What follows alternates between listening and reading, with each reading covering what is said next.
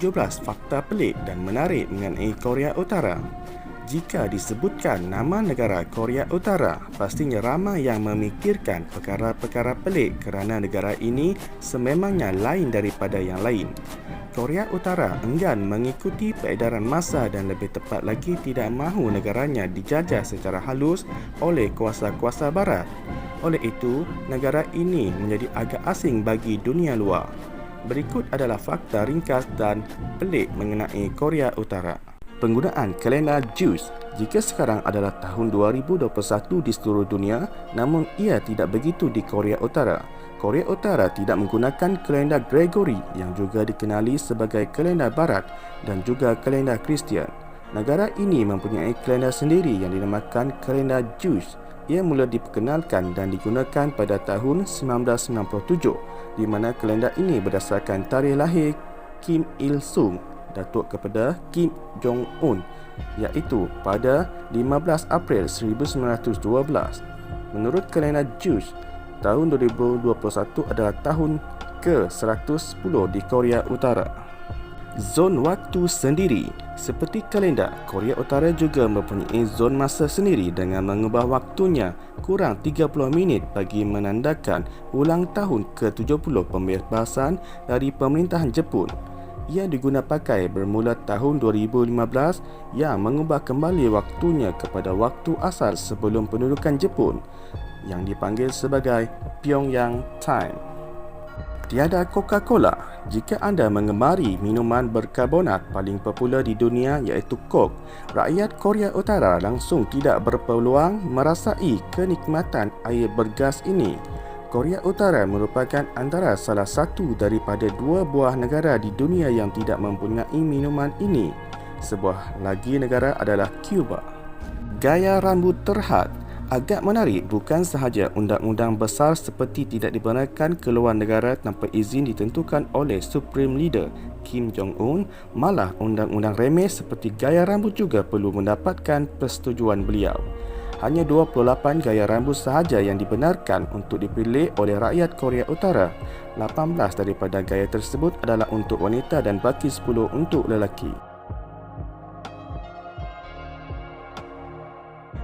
Najis manusia digunakan. Jika di Malaysia, najis manusia dianggap sangat hina dan tidak mempunyai apa-apa kegunaan serta dibuang begitu sahaja. Namun di Korea Utara, ia menjadi salah satu sumber kegunaan yang penting. Disebabkan kekurangan sumber, Korea Utara terpaksa menggunakan najis manusia sebagai baja dan menjadi produk yang mempunyai permintaan tinggi oleh rakyatnya.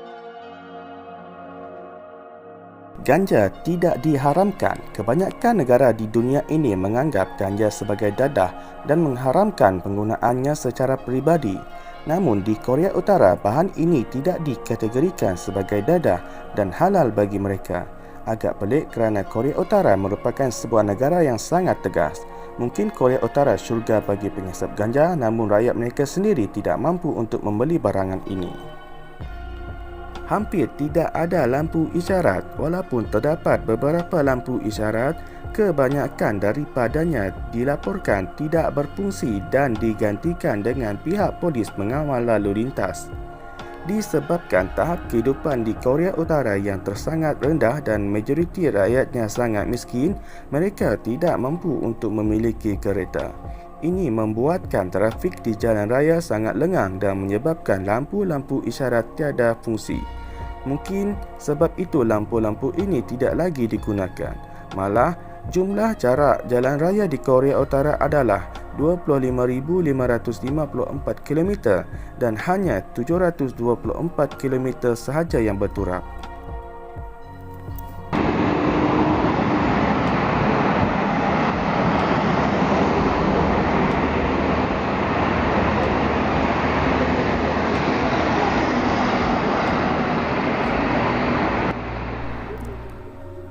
Merampas dan menyimpan kapal tentera laut Amerika Syarikat di Pyongyang.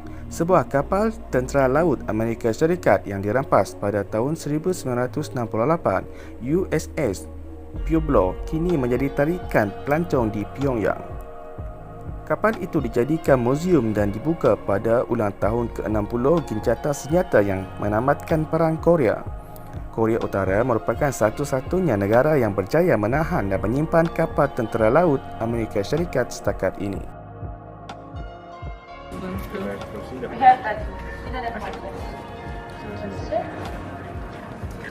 Which one do you like?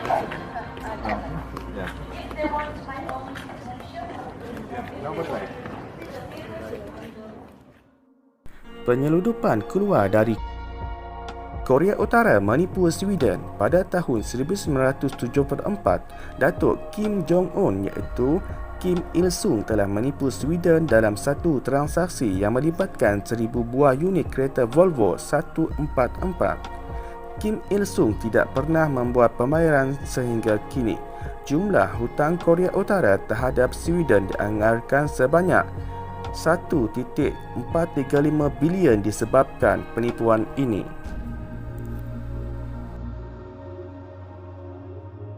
Sistem operasi komputer sendiri.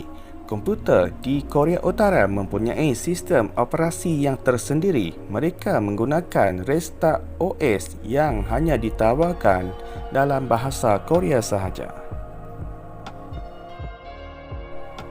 Pilihan Raya Korea Utara sama seperti di Malaysia, setiap 5 tahun Korea Utara akan mengadakan pilihan raya umum. Namun ia agak berbeza daripada pilihan raya yang lain di mana kertas undian yang diedarkan hanya mempunyai satu pilihan calon.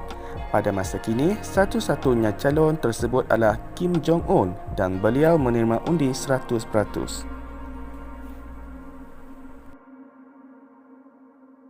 8 Julai dan 17 Disember adalah tarikh keramat. Ia menjadi satu upacara di Korea Utara di mana rakyatnya yang lahir pada 8 Julai dan 17 Disember tidak boleh meraihkan ulang tahun kelahiran mereka. Ini adalah kerana kedua-dua diktator sebelum ini iaitu Kim Il-sung dan Kim Jong-il meninggal dunia pada tarikh-tarikh ini.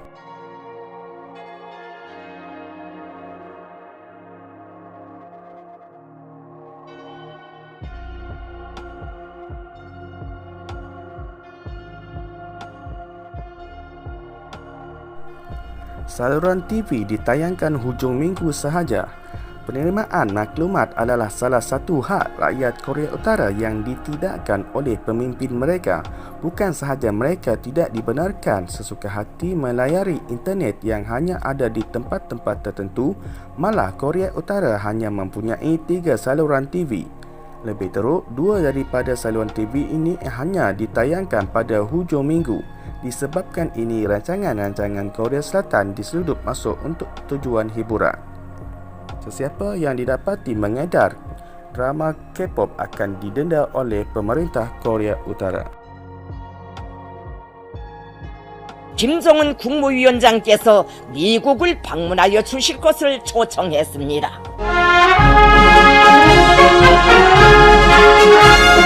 조미 수뇌분들께서는 이러한 초청이 조미 관계 개선을 위한 또 하나의 중요한 계기가 될 것이라고 확신하면서 이를 쾌히 수락하셨습니다.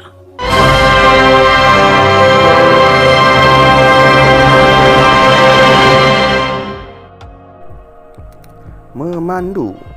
Di Korea Utara, rakyat tidak dibenarkan bergerak di seluruh negara sesuka hati dan membuatkan jalan raya di negara ini adalah jalan raya paling lengang di dunia. Disebabkan itu, hanya satu buah kereta dimiliki dalam 1,000 orang. Hanya pegawai kerajaan dibenarkan memiliki kereta dan pegawai senior pula dibawa dengan menggunakan kereta mewah untuk mempamerkan komitmen politik mereka. Penggunaan internet amat terhad. Korea Utara hanya mempunyai internet yang diperluaskan dikenali Kwangmyong yang membawa maksud terang atau cerah. Sebelum ini, CNN pernah melaporkan yang negara itu mempunyai sekitar 5,500 laman web yang digunakan untuk pendidikan dan mengakses maklumat berkaitan agensi kerajaan. Walau bagaimanapun, GitHub telah membuat pembongkaran bahawa hanya terdapat 28 buah laman web yang boleh diakses di sana dan 10 daripadanya hanyalah laman web offline. Seterusnya, tidak ada Google di dalam kesemua 28 Laman web yang dibenarkan di sana sudah tentulah Google tidak tersenarai. Satu-satunya laman yang membolehkan rakyat Korea Utara mendapatkan maklumat adalah melalui laman seperti The Korean Central News Agency. Namun anda boleh lihat dan nilaikan sendiri jenis-jenis maklumat yang dipaparkan. Seterusnya, internet yang sebenarnya hanya boleh diakses oleh orang tertentu sahaja. Rakyat jelata tidak mempunyai akses kepada internet tanpa batasan. Hanya orang-orang yang tertentu sahaja dibenarkan dan dipercayai oleh Kim Jong-un hanya dibenarkan melayari internet selain orang asing yang berkunjung ke negara itu.